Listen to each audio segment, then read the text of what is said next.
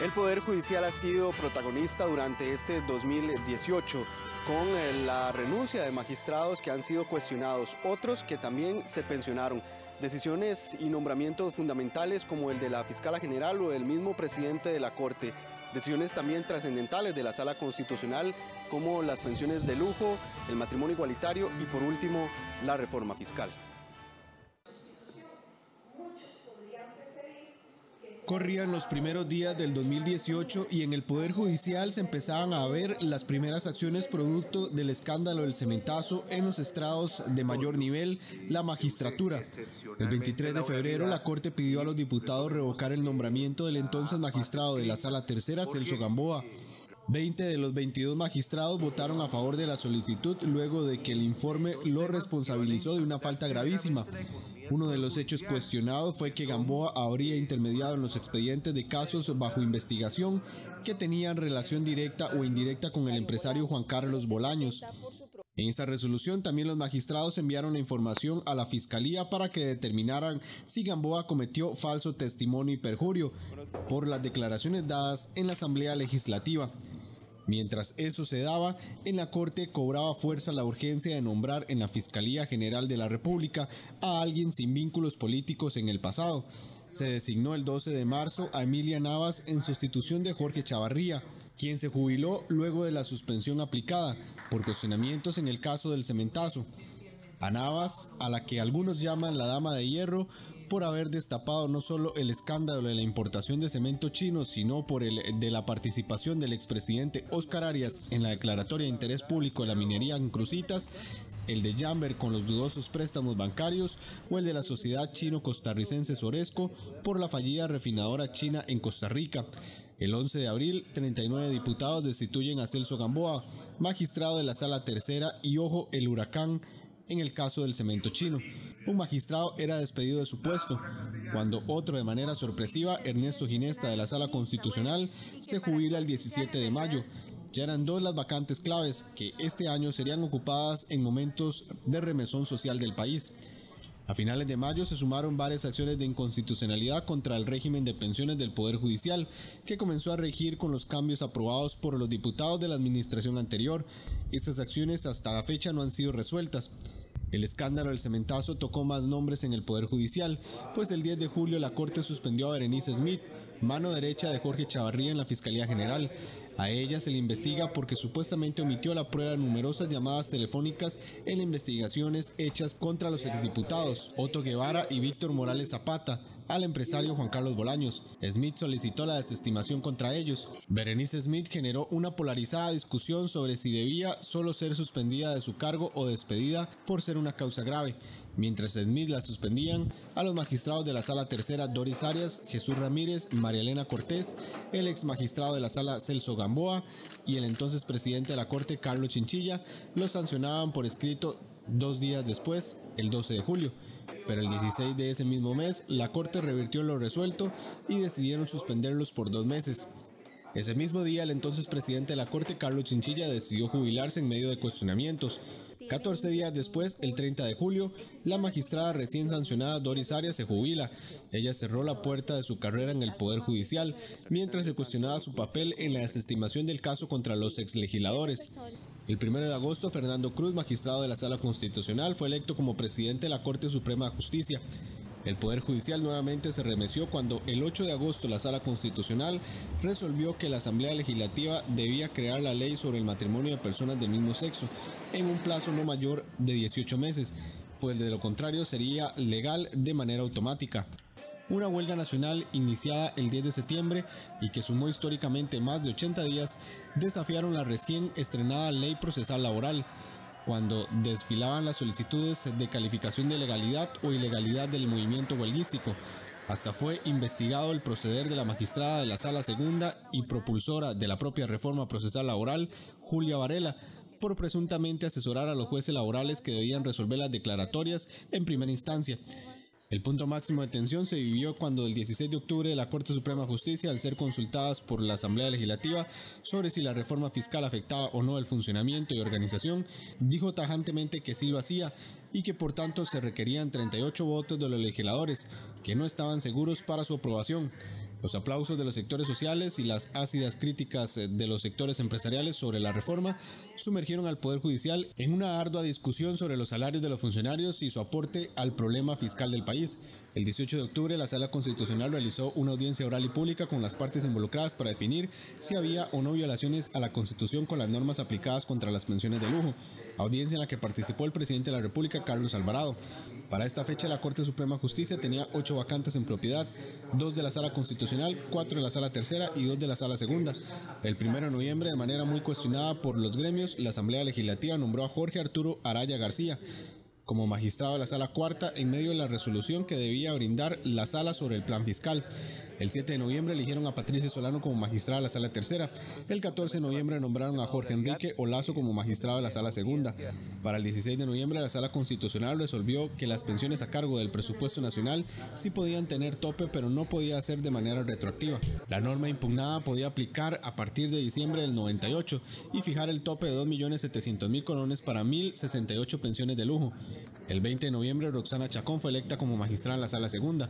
El 23 de noviembre la Sala Constitucional resolvió las 3 consultas sobre el plan fiscal y determinó que no hay violaciones a la Constitución, pero además se impuso al criterio de la Corte al señalar que el proyecto no incide en la organización y funcionamiento del Poder Judicial.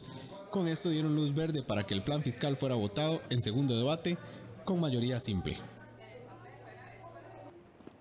Eso ha sido parte de lo que se ha presentado en el Poder Judicial durante este año. Después de la pausa estaremos con don Edo Alacuña, ex juez y abogado penalista, y con don José Miguel Corrales, abogado constitucionalista, para analizar lo que ha sido este 2018 en el Poder Judicial.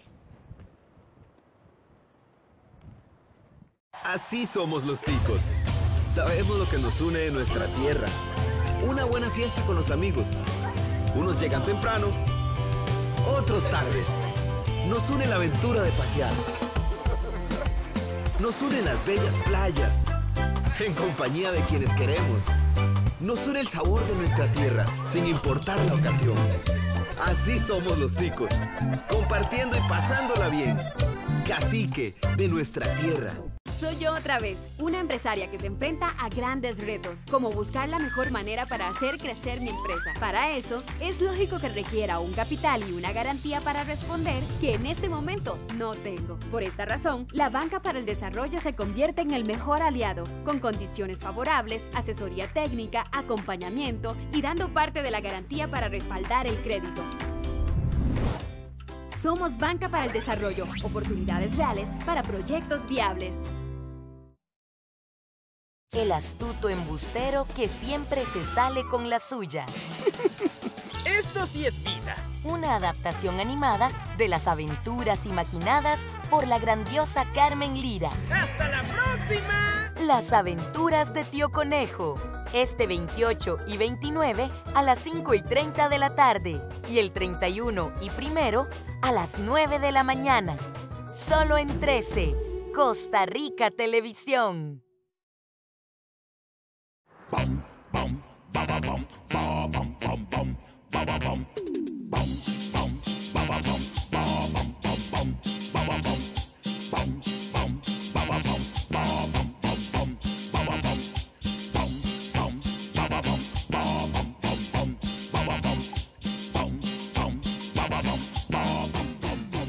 Especial San José de Noche, del 31 de diciembre al 6 de enero a las 8 de la noche.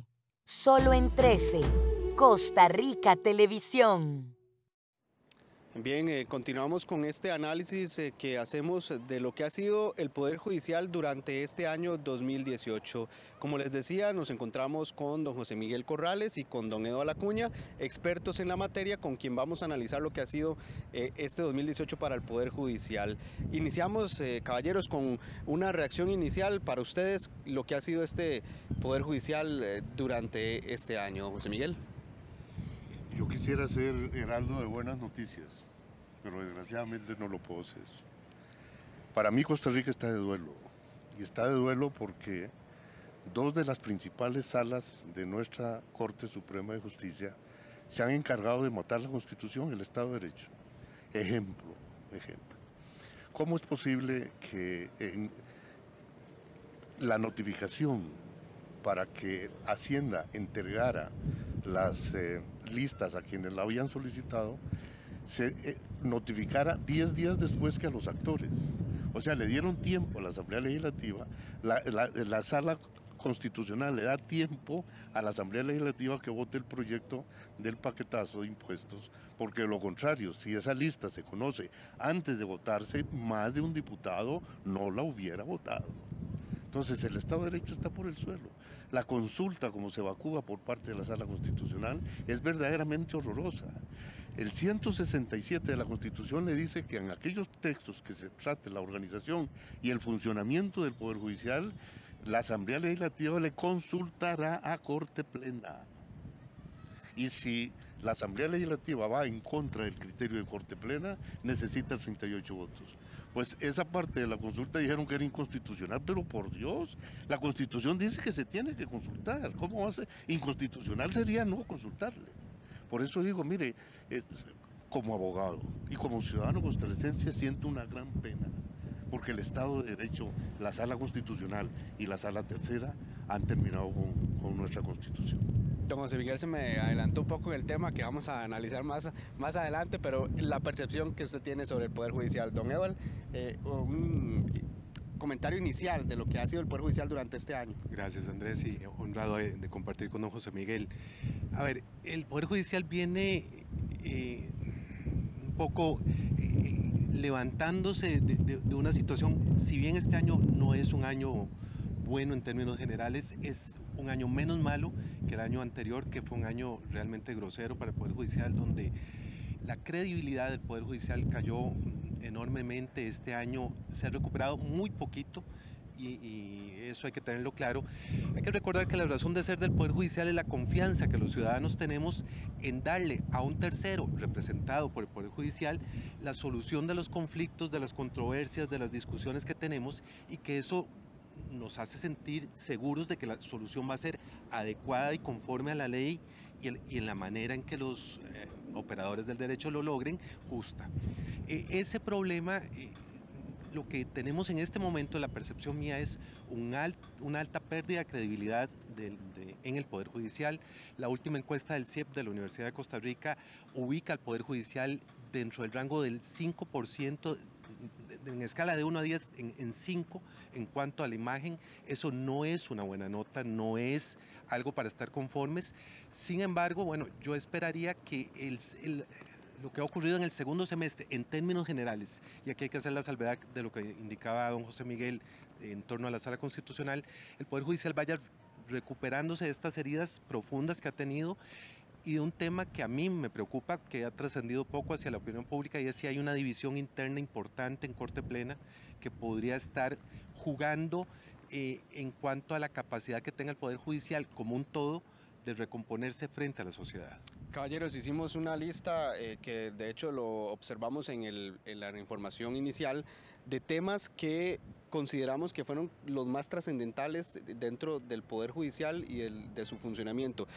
Les pediría tal vez que vamos a analizarlo fecha por fecha y lo que sucedió, y un comentario breve para poder abordar todo el año, porque ha sido un año, igual que el anterior, como decían ustedes, un poco convulso en el Poder Judicial. Por ejemplo, en febrero inicia todo este proceso donde culmina con la suspensión o revocatoria del nombramiento de Celso Gamboa como magistrado de la Sala Tercera, que eso es un coletazo, por decirlo de esa manera, de los escándalos que el año pasado cayeron sobre el Poder Judicial. Don José Miguel. Evidentemente. Mire, el cementazo para mí tuvo la virtud, o tiene la virtud, de demostrarle al pueblo costarricense que el Poder Judicial está corrompido, que la Asamblea Legislativa está corrompida, que el Poder Ejecutivo está corrompido. Es que tenemos que hacer un alto en el camino y decir, señores, ¿qué nos está ocurriendo? Lo mismo que el paquetazo de impuestos. Le viene a demostrar a usted que Poder Judicial y Poder Legislativo, y en alguna medida el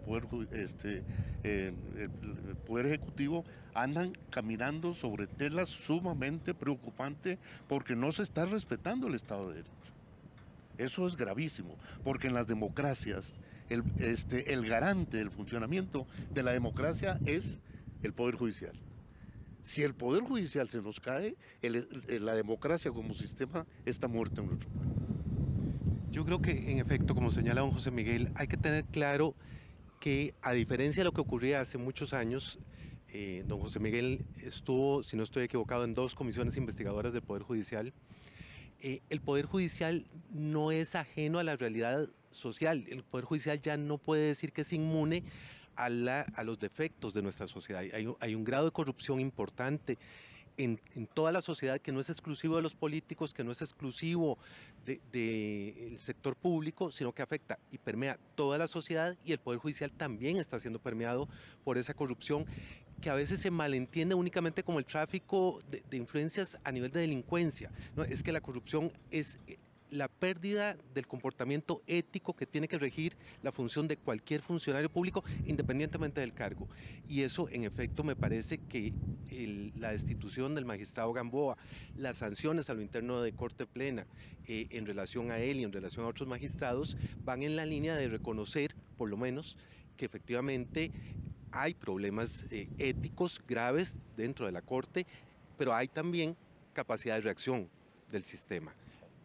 En febrero es cuando los magistrados deciden enviar la solicitud de revocatoria a la Asamblea Legislativa del magistrado Celso Gamboa, y es hasta en abril que a él ya por fin los diputados deciden revocarle el nombramiento. En marzo ocurre otra situación trascendental para el Poder Judicial, que es la elección de Emilia Navas como fiscala general. Esto también como parte de las consecuencias que generaron los escándalos del año 2017 por la salida de don Jorge Chavarría como fiscal general. Efectivamente, mire, yo canté gloria cuando se hizo el nombramiento de la señora fiscal Navas. Cuando vino el nombramiento y se dio a conocer al público que había sido en forma unánime, recordé a un queridísimo amigo muy estimado ya muerto, Enrique Guayleder, que me decía que cuando ellos tienen un cuerpo colegiado que conoce temas concretos, que cuando ese cuerpo colegiado conocía de X tema y era votado en forma unánime, no se ejecutaba, porque decía algo anda mal. Cuando viene el nombramiento de la licenciada Navas, yo me alegré mucho por qué fuerza ella entró al principio, pero empezó con brío y ahora está con frío. Está con frío. ¿Qué fue lo que pasó? ¿Qué es lo que ha pasado? Que la mayoría de los procesos graves están paralizados, no se volvió a saber nada de nada. A ver, aquí tengo que recordar el año pasado que también me invitaron a valorar lo que había ocurrido en el Poder Judicial. Yo indicaba que la única opción que tenía el Poder Judicial en relación con la Fiscalía General era nombrar a doña Emilia. Me parece que hubo una tardanza en el nombramiento, hubo, digamos, ruido a nivel de prensa, sobre todo de que si había una conspiración para que no se le nombrara a ella, que había un afán de evitar que ella quedara nombrada, pero bueno, dichosamente fue nombrada. Me parece que lo que sí está ocurriendo es que doña Emilia mediatizó de manera importante muchos casos, y son casos donde el ritmo mediático no se puede sostener en la investigación, básicamente porque se requiere prueba al extranjero, se requiere prueba técnica, que hace que el avance de la investigación se torne lento, no por ineficacia del Ministerio Público, sino por la incapacidad de tener la suficiente cantidad de recursos para poder atenderlos con prontitud, y en otros casos por un tema estrictamente de logística. O sea, cuando se pide prueba al extranjero, lo viví, no es una cuestión fácil lograrla y no es rápida hacerla llegar. Me parece, por otro lado, que hay un problema que no se habla con claridad en la opinión pública, y es el problema de la inidoneidad. Hay mucho funcionario dentro del Poder Judicial, la Fiscalía no escapa de esa realidad, que es nombrado por inopia. Y esa inopia es un muy mal síntoma, porque entonces no están nombrándose a los mejores o a los que por lo menos tienen la preparación básica, sino personas con preparación apenas suficiente, y eso afecta el funcionamiento de todo el caso, porque aquí yo defiendo que es importante los casos de alto perfil, pero en el caso de la Fiscalía tiene que ser consistente en todos los casos, no darle solo atención al caso de alto perfil, sino al caso común y corriente, que además es el que satura los tribunales penales. Acaba de aparecer una noticia que a mí me dejó verdaderamente sorprendido. ¿Cómo es posible que un caso sencillo, porque las pruebas están al canto, como es el presunto cohecho del presidente Arias y el prevaricato, no se haya, uno esté prescrito. Y me decía alguien que domina muy bien el tema, que a la larga hasta el mismo prevaricato está prescrito. Pero por Dios, ¿qué nos ocurre? Caballeros, mayo, vamos por mayo. Mayo sucede el tema de... Se presentan varias acciones de inconstitucionalidad contra el régimen de pensiones que es en ese mes cuando comienza a regir, que recordemos que el año pasado generó una huelga en el Poder Judicial, si recuerdo bien, creo que de 15, 22 días. Y también comienzan las salidas de magistrados por renuncias. En este caso, Ernesto Ginesta de la Sala Constitucional decide acogerse a su jubilación y ahí comenzamos con este año que estuvo cargado de renuncias, porque incluso llegamos a la votación de don Fernando Cruz como presidente de la Corte Suprema de Justicia con 9 magistrados suplentes. Así fue como se votó en esa elección. ¿Cómo analizar de entonces ese tema, ese mes, con esas acciones de inconstitucionalidad al régimen de pensiones del Poder Judicial, y comenzaron las salidas también de magistrados? Por algo se empieza. Y me parece que el haberle dado curso a esa acción de inconstitucionalidad es una buena señal. Yo personalmente estoy totalmente de acuerdo. En el caso de las salidas de los magistrados, bueno, la de don Ernesto Ginesta fue sorpresiva para cualquiera. O sea, no eran los magistrados cuestionados, no era... de hecho, el presidente de la Sala Constitucional en ese momento fue absolutamente imprevista. Lo que sí puso en evidencia la salida de don Ernesto y la elección de don Fernando con 9 magistrados suplentes es la inoperancia que había tenido hasta hace muy poco la Asamblea Legislativa, en especial la del periodo anterior, para ponerse de acuerdo y nombrar magistrados de corte plena.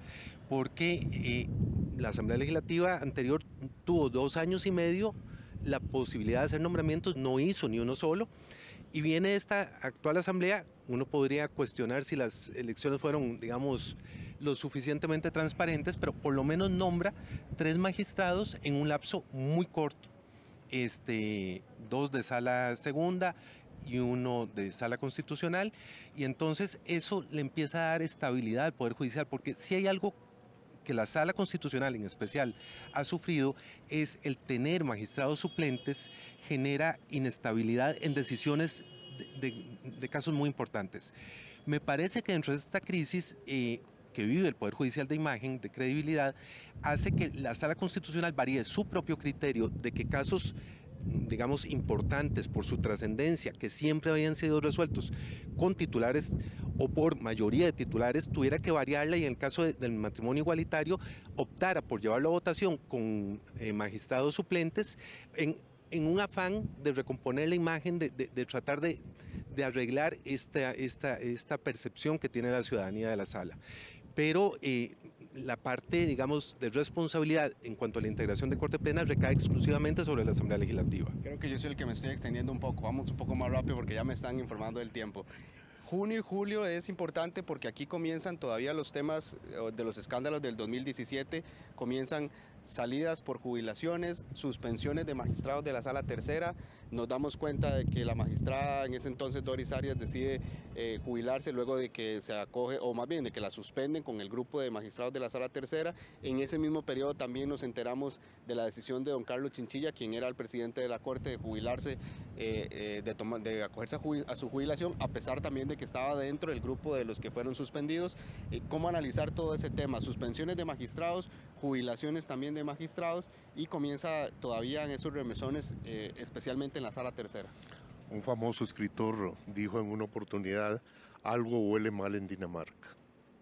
Esa serie de apresuramientos por pensionarse, por renuncias, etcétera, le está demostrando desgraciadamente al pueblo costarricense que la misma Poder Judicial está diciendo: aquí algo anda mal. Y cuando don Fernando Cruz presenta una moción para que las sesiones de Corte Plena en materia de disciplina abran las puertas, los señores magistrados le dicen no, porque la ley lo prohíbe. ¿Qué puede creer la gente con semejantes medidas? Ese es otro tema importante, ¿verdad?, que se ha discutido. ¿No me van? Es que, a ver, el desarrollo de los hechos desde el año pasado hasta hoy lo que está llevando es a los resultados de una crisis institucional del Poder Judicial, que el Poder Judicial siempre se había caracterizado, salvo el caso de la primera comisión de narcotráfico, siempre había tenido un perfil muy bajo en cuanto a las crisis institucionales. bueno, el Poder Judicial ha cambiado la forma de integración, ha cambiado el perfil de la Corte, el estilo de los magistrados, y entonces hace que efectivamente haya una reacción frente a los cuestionamientos, que yo creo que estas pensiones anticipadas y las suspensiones obedecen más a un tema de crisis que a un tema de solución. Me parece que es más un tema de reacción. Hay que ver si la Corte tiene la capacidad de evitar dos riesgos que yo veo graves. La endogamia, si la Corte sigue echándose hacia adentro, acuerpándose entre ella y no dejando que se oxigene, podemos prever que haya pocos cambios. Y el segundo riesgo es la poca transparencia en muchísimos temas. Me parece que la Corte va a tener que replantearse la forma de enfrentar a la opinión pública y de informar y entender que la crítica por parte del ciudadano es parte normal del quehacer democrático y que la Corte ya no es la Corte decimonónica del Olimpo de la que no se podía ni siquiera opinar. Claro. 1 de agosto se elige a don Fernando Cruz como presidente de la Corte Suprema. Recordemos, habían 4 postulantes inicialmente. En el momento en que comienza, se da la primera votación, quedan solo 3 y así es como al final, luego, si recuerdo bien, luego de 3 votaciones, se elige a don Fernando Cruz como presidente de la Corte. Para mí es extraordinario el nombramiento. Don Fernando es una garantía de honradez, una garantía de capacidad, una garantía de trabajo. Y totalmente cristalino. Yo siento que con la presidencia de don Fernando, este poder por fin va a cambiar en serio. Ojalá que tenga una larga presidencia. Tengo mis grandes dudas, pero con don Fernando yo tiré las campanas al vuelo. Es mi profesor, alguien a quien le tengo un profundo afecto. Me alegré muchísimo de su nombramiento, por demás inesperado. O sea, los que seguimos la realidad del Poder Judicial, si algo tenemos claro es que don Fernando hace mucho tiempo debió haber sido presidente de la Corte y no es sino las circunstancias las que realmente lo empujan a postularse y finalmente a quedar electo. Me parece que don Fernando es garantía de independencia, aunque moleste, y eso significa independencia hacia afuera, con la capacidad de decirle a los otros poderes que no haya intromisión a través de manejos presupuestarios, a través de lineamientos de planificación, e independencia hacia adentro, porque uno de los grandes pecados de la Corte es ese afán de ejercer jerarquía respecto a los jueces inferiores. Y si alguien se preocupa de que eso no ocurra y de evitarlo es don Fernando, porque esa ha sido su constante de vida, no es un discurso. Comprobado plenamente por la Comisión de Narcotráfico, ese poder de arriba para abajo para obligar a algunos jueces de instancia a resolver conforme los intereses de ellos. Y recordemos también de lo que usted ha hablado, don Eduardo, que don Fernando Cruz estuvo a poco tiempo de irse de la Corte, cuando incluso se hizo aquella marcha que aquí en el Poder Judicial, correcto, y todo contra o fueron a reclamarle al Poder Judicial, al Legislativo. Entonces, alguna insinuación de que si no se portaba bien no iba a haber renombramiento. Claro. Ese mes también, agosto, el 8 de agosto, ya aquí, a partir de este momento es cuando comenzamos con este año o este semestre, donde la Sala Constitucional se vuelve más importante de lo que ya es, pero este año en particular con muchas decisiones. El 8 de agosto se toma la decisión de la Sala de resolver sobre el matrimonio igualitario, donde le da 18 meses a la Asamblea Legislativa para que haga el reglamento. De lo contrario, entonces se derogan las prohibiciones que hay por el matrimonio igualitario. Aquí comienzan las resoluciones de la Sala Constitucional. Personalmente no estoy de acuerdo. Me parece que se extralimitó. La Sala. O más contra la misma Constitución. La Constitución dice que la familia es la base de la sociedad. ¿Cómo va a formar familia personas del mismo género? Pero la resolución de la Sala es, Asamblea tiene 18 meses para conformar un reglamento. Bueno, todavía peor, se lavó las manos. Perdón. Lo que la Sala dice es, se declara inconstitucional el inciso 6 del artículo 14 del Código de Familia, que tiene que ver con la prohibición de matrimonio entre personas del mismo sexo, pero además dice, que es la parte complicada, que tiene que modificarse muchísimas normas del ordenamiento jurídico para que el principio de igualdad, que es por el que está apostando, sea efectivamente realizable. Y es que aquí es donde yo creo que la discusión se ha perdido en la forma y no en el fondo. Se ha dado demasiado énfasis al hecho de si dos personas del mismo sexo pueden unirse en matrimonio o en unión civil. El problema es que la Sala lo que está diciendo es el principio de igualdad permite que se les reconozca los mismos derechos que un matrimonio, pero para eso usted, la Asamblea Legislativa, tiene que modificar un bloque de legalidad enorme, porque lo que es cierto, y ahí coincido con don José Miguel, en esos 18 meses, si la Asamblea Legislativa no corrige el bloque de legalidad, vamos a tener una norma que va a ser ineficaz, porque va en principio a permitir que se celebre un matrimonio entre personas del mismo sexo, pero que no surte los efectos jurídicos del matrimonio porque el resto del bloque de legalidad no lo permite. Y aquí no es un tema de poses, no es un tema de emociones, es un tema de que el ordenamiento jurídico es un bloque lógico, coherente, y eso es lo que la Sala está diciendo a la Asamblea Legislativa que tiene que corregir. Y yo creo que la Asamblea Legislativa todavía no lo ha leído ni lo ha entendido, independientemente de que yo, por una razón diferente, sostengo que la Sala se extralimitó porque, en mi opinión, la opinión consultiva de la Comisión de la Corte Interamericana incurrió en un vicio de extrapetita. O sea, el Estado costarricense le preguntó una cosa y le contestó otra. Claro. La dieron por buena, sí, que eso es lo grave. Aún más, quienes conocemos la Asamblea Legislativa, casi estamos seguros de decir que ese bloque que tiene que reformarse no se va a reformar. No se va a hacer. Septiembre es un mes importante en el sentido de lo que sucede en todo el país, no solo en el Poder Judicial por la huelga que inicia, pero aquí en particular en el Poder Judicial pone a prueba la recién reforma procesal laboral y todavía hasta este momento lo está poniendo en prueba. ¿Cómo analizar ese tema que se dio? A ver, don José Miguel en esto es más ducho que yo, pero voy a tratar de explicarlo. El legislador, cuando promulga una ley, lo que hace es ajustarse a la realidad. Aquí hay que tener claro que la ley siempre va detrás de la realidad, nunca va por delante, aunque uno quisiera que fuera así. Lo cierto es que se legisla en razón de que la realidad se ha modificado. El problema está en que cuando se legisló, hubo previsiones de que esto podía ocurrir, que fue la razón del veto de doña Laura de Chinchilla a la reforma procesal laboral. Esas razones de veto nunca fueron solucionadas por la Asamblea Legislativa. Viene el expresidente Solís, levanta el veto de una manera también curiosa y entra en vigencia la reforma.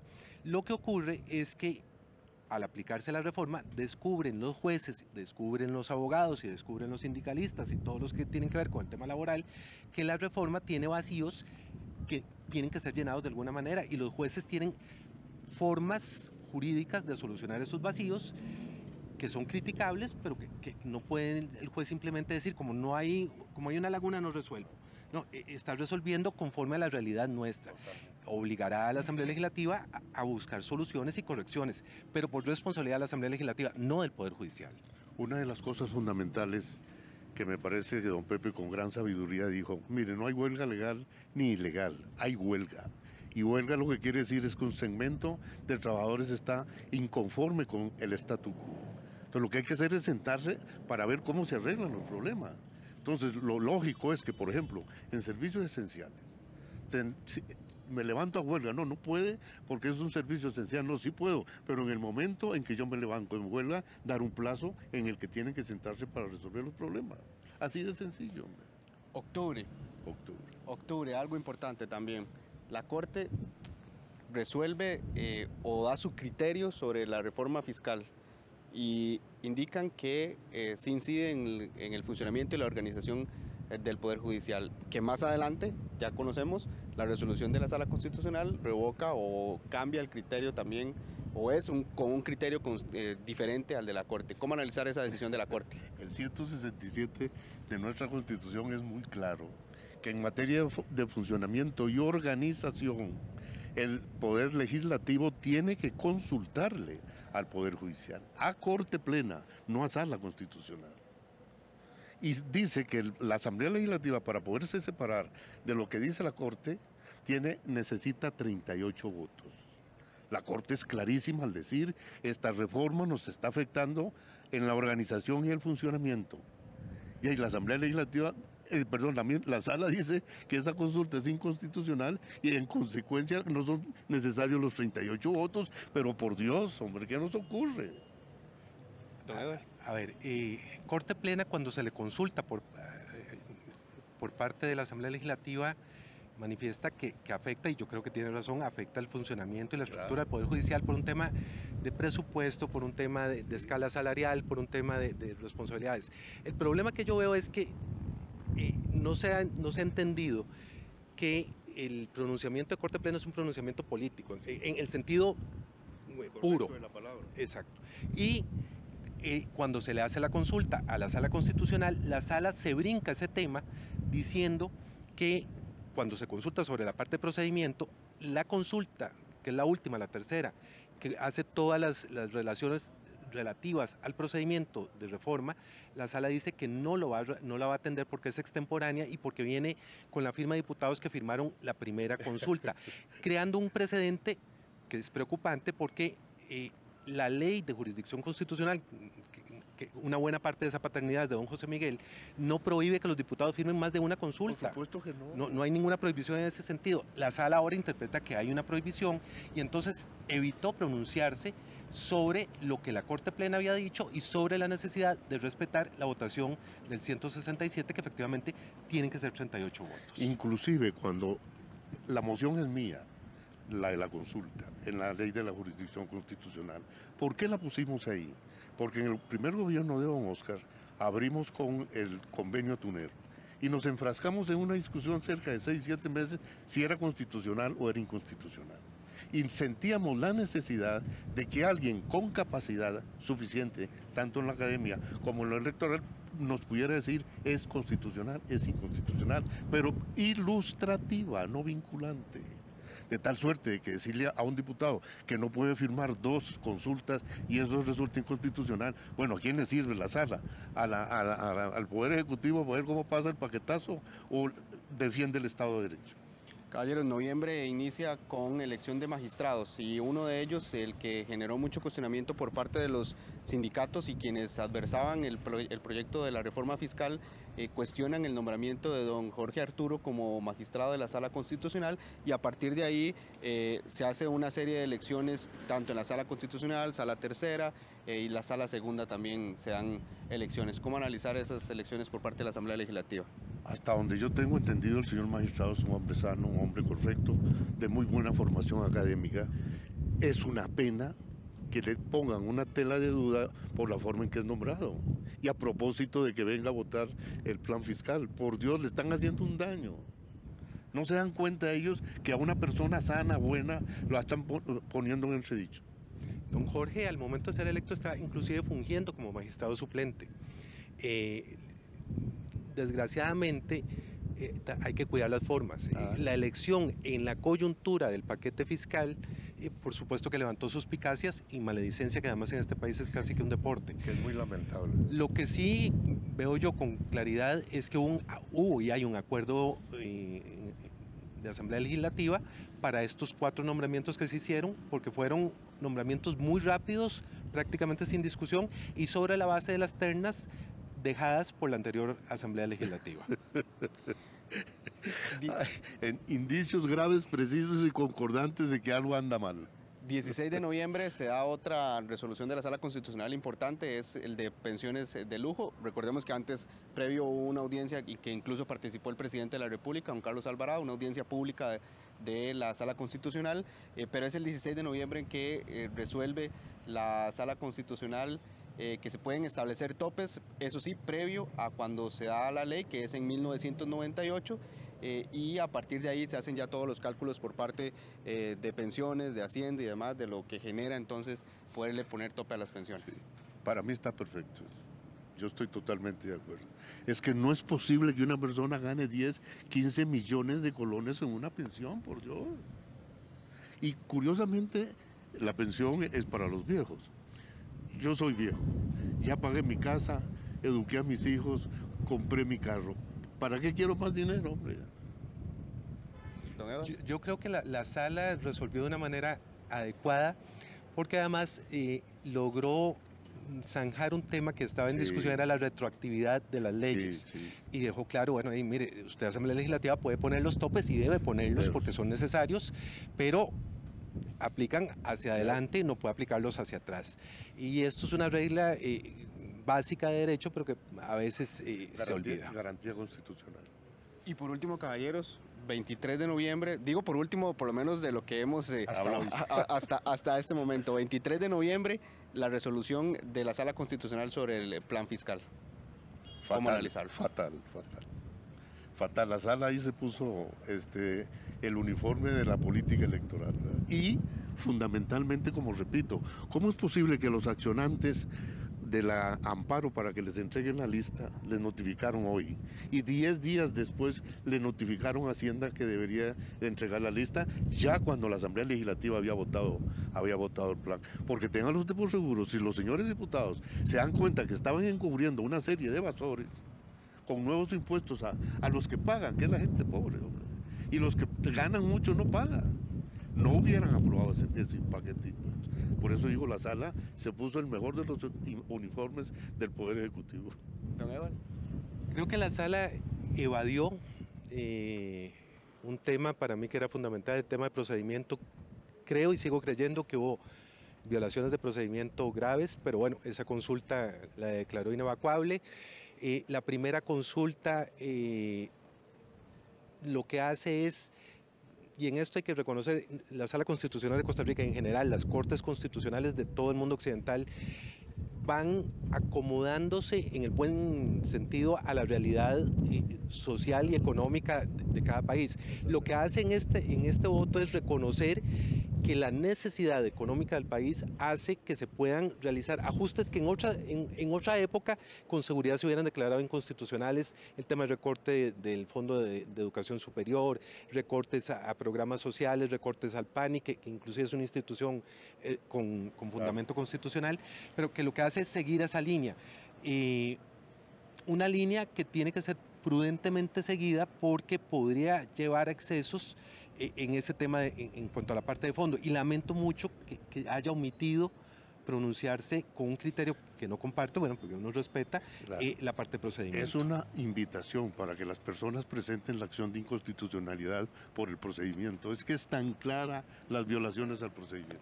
Pienso que sí. Hemos analizado todo el año. Un mensaje final, porque ya incluso me dijeron que me pasé de tiempo, un mensaje final del Poder Judicial durante este 2018 y lo que esperamos que sea el 2019 para el Poder Judicial y para el país. Mire, muchas veces las cosas se descomponen para componer.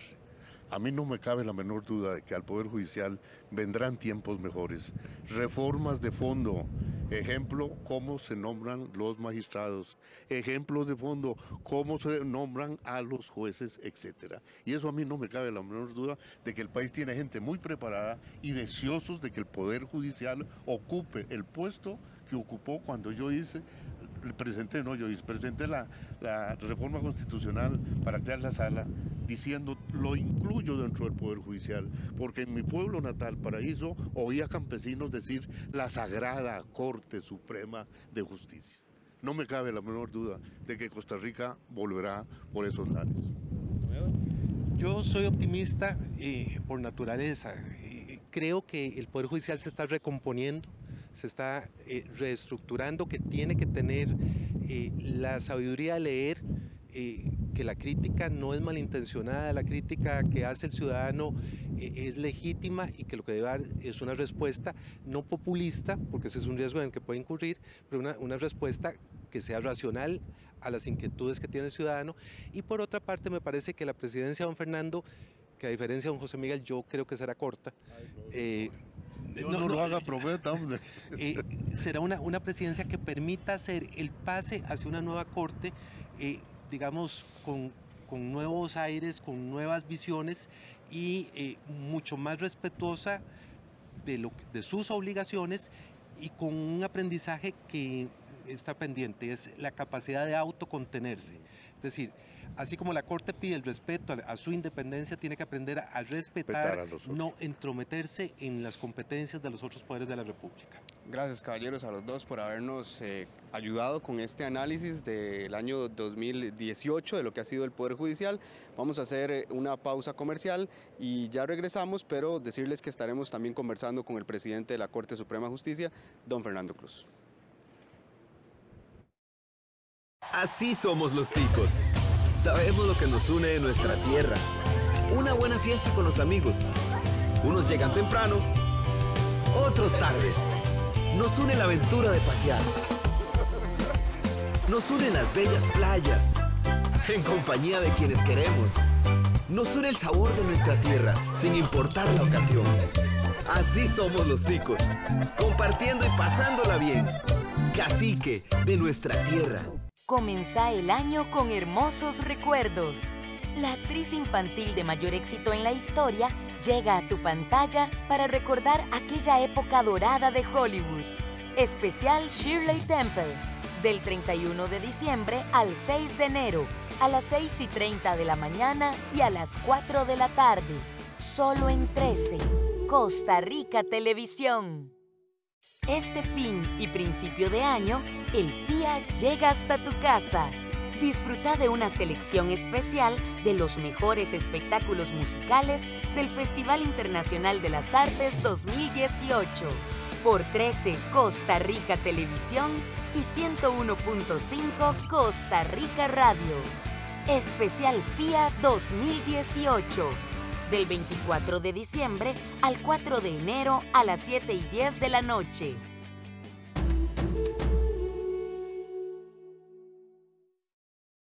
El astuto embustero que siempre se sale con la suya. Esto sí es vida. Una adaptación animada de las aventuras imaginadas por la grandiosa Carmen Lira. ¡Hasta la próxima! Las aventuras de Tío Conejo. Este 28 y 29 a las 5:30 de la tarde. Y el 31 y 1 a las 9 de la mañana. Solo en 13, Costa Rica Televisión. Así somos los ticos. Sabemos lo que nos une de nuestra tierra. Una buena fiesta con los amigos.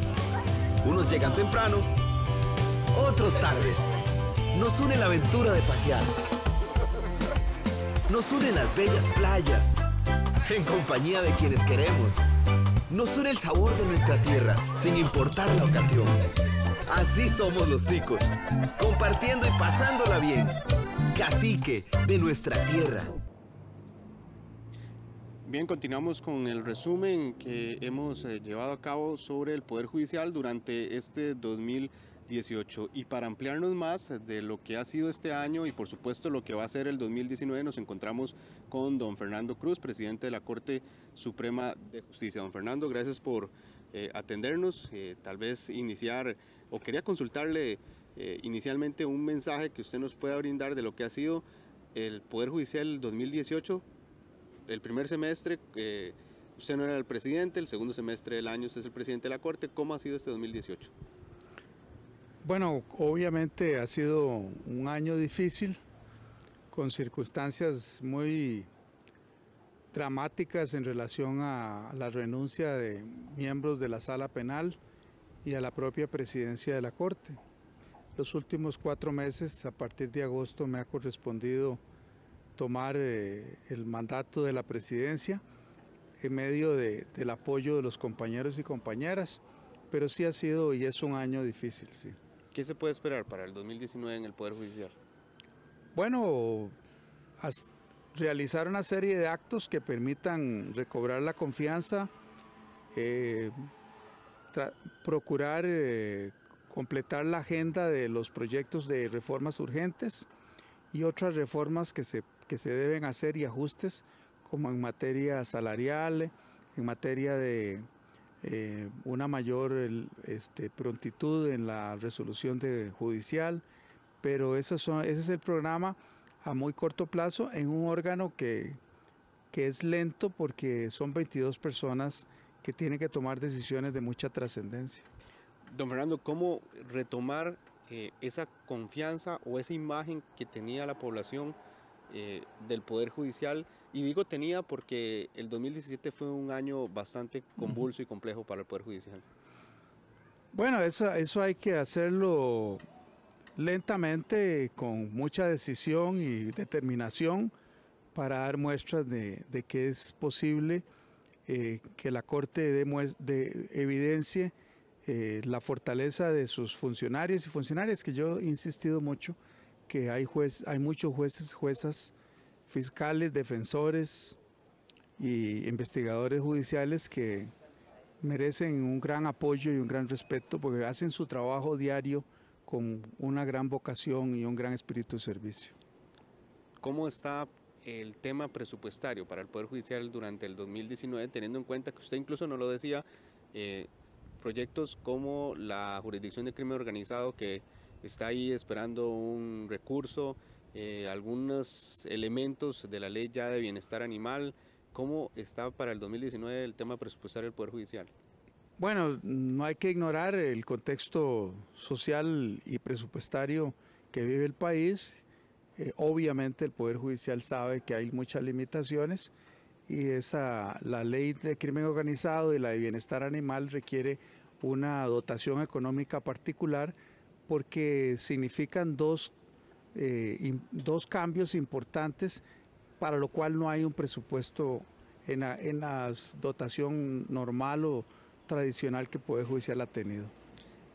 La conformación de la Corte Suprema de Justicia, ¿cómo se analiza desde la presidencia en este momento, teniendo en cuenta también entrada de algunos magistrados en propiedad este año, posiblemente el otro año puedan darse los que hacen falta todavía, una sala tercera que tiene en este momento solo 2 magistrados en propiedad?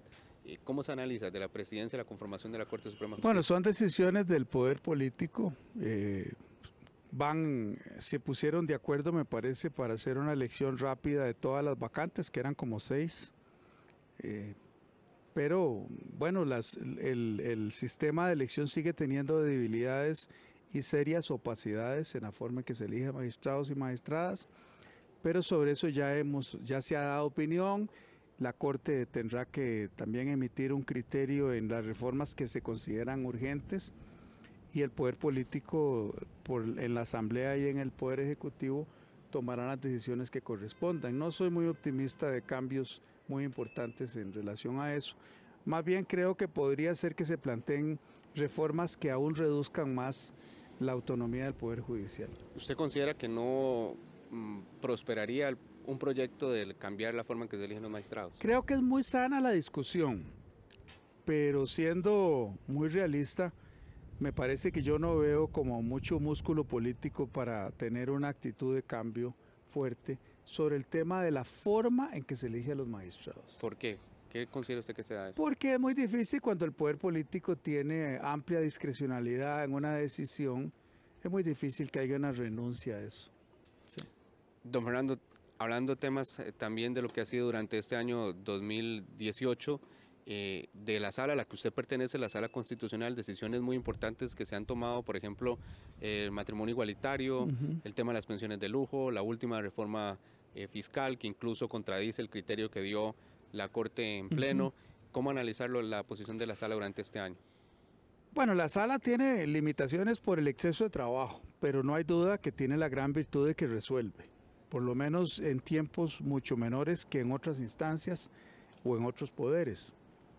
Lo del matrimonio igualitario evidencia la conformación de la votación, la división que hay en el país sobre la necesidad o no de que haya un matrimonio igualitario en condiciones iguales para personas del mismo sexo.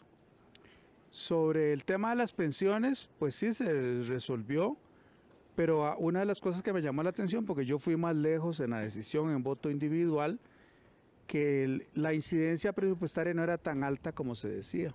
Creo que era un 0,6%, lo cual hace que a veces uno crea que se toman ciertas banderas como algo que va a resolver un tema presupuestario o de otra índole, y no es tan cierto que eso sea así. Y el tercer punto es el tema presupuestario de la diferencia entre Corte y el Poder Legislativo cuando se nos consulta de si esas reformas contienen algunas normas que inciden en la organización y funcionamiento del Poder Judicial. Bueno, nosotros dimos la respuesta que correspondía y se pudo ir a una instancia constitucional para dilucidar el tema, y me parece que el fallo que dio la sala es un fallo intermedio en que no le quita la razón a la Corte y tampoco y eso no incidió para que no se pudiera aprobar el plan fiscal. ¿Cuál es su opinión sobre la decisión que tomó la sala y que es contrario al criterio de la Corte? Bueno, en primer lugar yo tengo que respetar absolutamente la decisión. Si hago alguna valoración crítica debe ser muy ponderada y muy cuidadosa, no quiero hacerla todavía. Y creo además que la decisión de la Corte de la Sala Constitucional hizo una interpretación que permitió dejar las aguas en el intermedio. Dicho en términos muy sencillos y bíblicos, un fallo salomónico. Don Fernando, los temas que se han desarrollado en el Poder Judicial como institución ha tendido también a que muchas personas de la población en general tome estos temas a lo personal contra los funcionarios, en este caso contra su persona, contra otros magistrados y demás. ¿Cómo ha sido eso para usted a la hora que asume la presidencia y que una vez que comienza la discusión del plan fiscal se han tocado diferentes temas donde se han dado principalmente por redes sociales mensajes un poco pasados de tono y viendo ya un ámbito más personal? Es inevitable porque la naturaleza de las redes sociales es casi como un enjuiciamiento o una tiene como un ambiente de guillotina,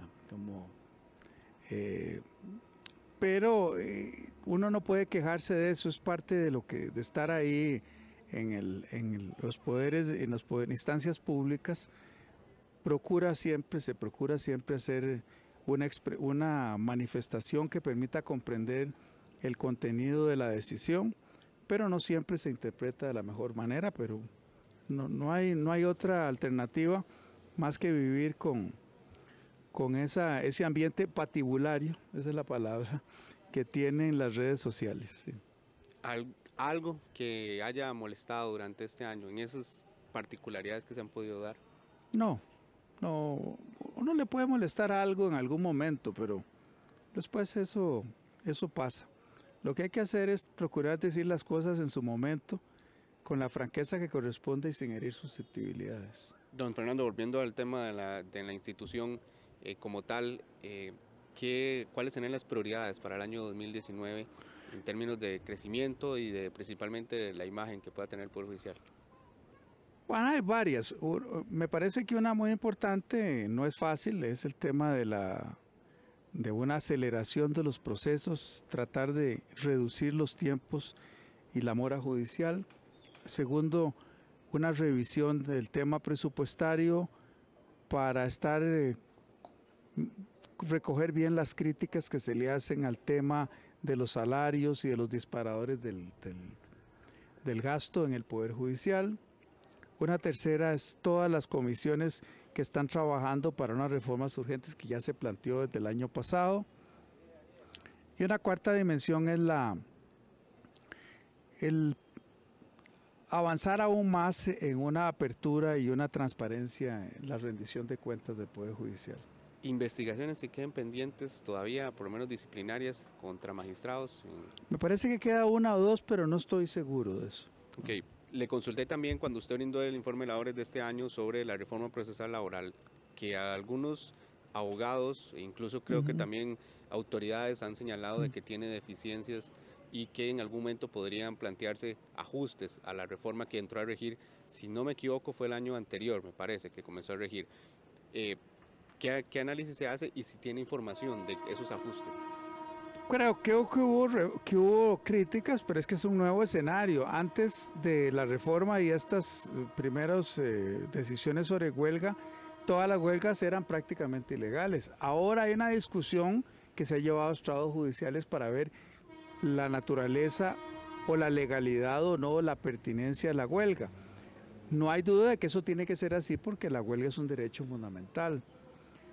Obviamente, si hay deficiencias, si hay objeciones, hay que valorarlas con mucho equilibrio, mucha mesura. Por un lado, el tema de la huelga como derecho fundamental y el otro, los derechos de los consumidores, del público para recibir un servicio. Pero esto no se debe hacer al calor de lo que se resolvió. Me parece que se impone una valoración mesurada de una cuestión tan importante como es el derecho a la huelga, que solo existe, por supuesto, en el sector público, porque en el sector privado ni existe sindicalismo, ni existe derecho a la huelga. Todavía no hay solicitudes de análisis para un posible ajuste a la reforma. Digo yo, que usted por lo menos tenga conocimiento. Que yo conozca, no, pero claro que será interesante que los especialistas en derecho laboral, en sociólogos, etcétera, valoren la necesidad de algunas reformas que siempre es el toma y daca o el estira y encoge de cualquier actividad jurisdiccional o judicial. Don Fernando, tal vez un mensaje final que usted nos pueda brindar del Poder Judicial sobre lo que ha sido este 2018 y lo que ustedes consideran que se necesita, tanto para el Poder Judicial como para el país en general, de la imagen y el servicio que el Poder Judicial brinda al país. Bueno, el espíritu constructivo y la humildad es reconocer los errores que se hayan podido cometer, rectificar, corregir y hacer todas las acciones que permitan recobrar plenamente la confianza que el pueblo costarricense debe tener siempre en el sistema judicial. Muy bien. Muchísimas gracias, don Fernando, por acompañarnos en este resumen. Con mucho gusto. Parte de lo que ha sido este resumen anual del Poder Judicial, la entrevista con don Fernando Cruz, presidente de la Corte Suprema de Justicia. Vamos a hacer una pausa y ya regresamos. Este fin de año regresa el Cine Tico. Disfruta en esta ocasión de Violeta al fin. Nunca he querido ni quiero irme de esta casa. Y Gigi. Irónicamente, la Gigi precáncer es una Gigi un poco más amargada. Cine Tico, este sábado 29 a partir de las 8 de la noche. Solo en 13, Costa Rica Televisión. Recibí el año. Resumen del 2018 de las principales noticias e informaciones que se han dado en el Poder Judicial y también las aspiraciones que hay para el año 2019. Buenas noches y continúen con la programación regular de Canal 3.